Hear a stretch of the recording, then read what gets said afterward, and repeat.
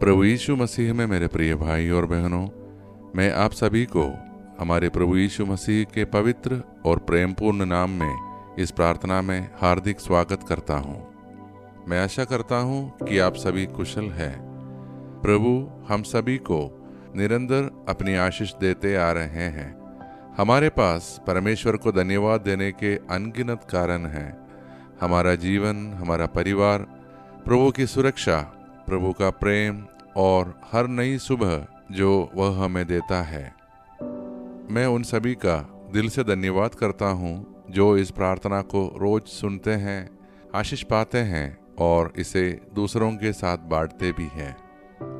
प्यारे भाई और बहनों, आप वास्तव में प्रभु के दूतों की तरह हैं जो आशीर्वाद फैलाते हैं। जब हम अपने दिन की शुरुआत परमेश्वर के वचन और प्रार्थना से करते हैं तो हम आत्मिक रूप से सशक्त होते हैं। हमें रोजमर्रा की चुनौतियों का सामना करने की सामर्थ्य और शांति प्राप्त होती है और हम शैतान के जाल से सुरक्षित रहते हैं। आज हम उत्पत्ति ग्रंथ अध्याय 24 पद संख्या 12 से 27 तक एक कथा पर मनन करेंगे, जो है इसहाक और रेबेका का विवाह की कथा। एक ऐसा कथा है जो विश्वास, भक्ति और प्रभु की योजना पर आधारित है। इसमें हम देखते हैं कि अब्राहम अपने सबसे विश्वास पात्र सेवक को भेजते हैं कि वह उनके पुत्र इसहाक के लिए एक पत्नी खोजे। यह सेवक एक लंबी यात्रा पर निकलता है और रास्ते में रुककर प्रार्थना करता है, हे मेरे प्रभु, मेरे स्वामी अब्राहम के परमेश्वर, मेरी आज सहायता कर और मेरे स्वामी अब्राहम पर कृपा कर। प्रिय भाई और बहनों, कितनी अद्भुत बात है कि यह सेवक पूरी निष्ठा और विनम्रता के साथ ईश्वर से मार्गदर्शन मांगता है। वह अपने स्वामी के प्रति वफादार है और परमेश्वर के प्रति पूरी तरह समर्पित। हम अपने जीवन में कितनी बार ऐसा समर्पण दिखाते हैं? क्या हम परमेश्वर की योजना में अपने हिस्से को पूरी निष्ठा से निभाते हैं? क्या हम अपने जीवन के हर छोटे फैसले में परमेश्वर से मार्गदर्शन मांगते हैं? हमें याद रखना चाहिए कि हमें प्रभु की कृपा की अति आवश्यकता है। इस कृपा की प्रार्थना में हम यही तो प्रार्थना करते हैं, हम यही तो प्रभु से मांगते हैं, उनकी असीम कृपा। यह कहानी हमें सिखाती है कि जब हमारा दिल शुद्ध होता है, जब हम अपने प्रभु और अपने कार्य के प्रति ईमानदार होते हैं, तो परमेश्वर अद्भुत रीति से हमें सही दिशा देता है। अब्राहम का सेवक जिस स्त्री से मिलने की प्रार्थना करता है, वही रेबेका आती है, वही कार्य करती है और वही प्रभु की इच्छा बन जाती है। परमेश्वर न केवल हमारी प्रार्थनाएं सुनते हैं, बल्कि हमें उन रास्तों पर ले जाते हैं जो हमारी सोच से कहीं बेहतर होते हैं। जब हम उसके प्रति विश्वास योग्य रहते हैं तो वह भी हमें स्थायी प्रेम और आशीष से भर देता है।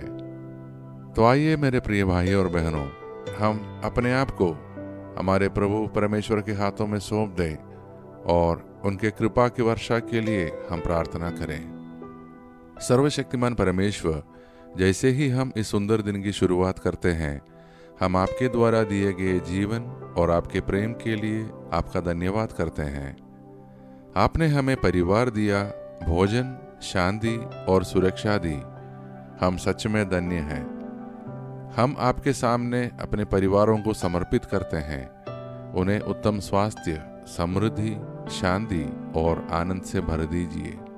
हम प्रार्थना करते हैं कि आज का दिन हमारे लिए उम्मीदों से भरा हो। हम विश्वास करते हैं कि आप हमें अपनी उपस्थिति और मार्गदर्शन से भर देंगे। हे परमेश्वर, हम आज विशेष रूप से उन सभी लोगों के लिए प्रार्थना करते हैं जो निर्णय के द्वार पर खड़े हैं। जैसे अब्राहम का सेवक रेबेका के चुनाव में आपकी इच्छा को ढूंढ रहा था, वैसे ही हम भी अपने जीवन के निर्णयों में आपके मार्गदर्शन की लालसा रखते हैं। हमारे हृदयों को भी वैसा ही वफादार, नम्र और समर्पित बना दीजिए। हमें उस सेवक की तरह बना दीजिए जो आपकी मर्जी पर पूरी तरह आश्रित था। हम यह भी प्रार्थना करते हैं कि यह संसार शांति पाए। युद्ध, हिंसा, घृणा सब समाप्त हो।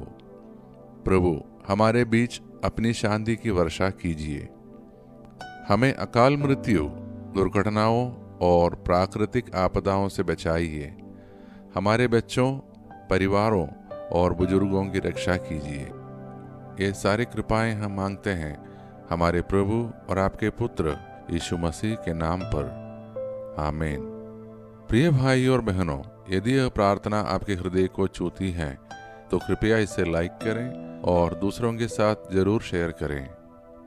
यह प्रार्थना शेयर करने से आप किसी के जीवन में उजाला ला सकते हैं और हो सकता है किसी के टूटे दिल को प्रभु के प्रेम से जोड़ सकें। प्रभु यीशु मसीह का अनुग्रह, परमेश्वर पिता का प्रेम और पवित्र आत्मा की सहभागिता हम सभी के साथ सदा बनी रहे, आमीन। हम अगली प्रार्थना में फिर मिलेंगे। तब तक प्रभु हम सबको अपनी आशीषों से भर दे।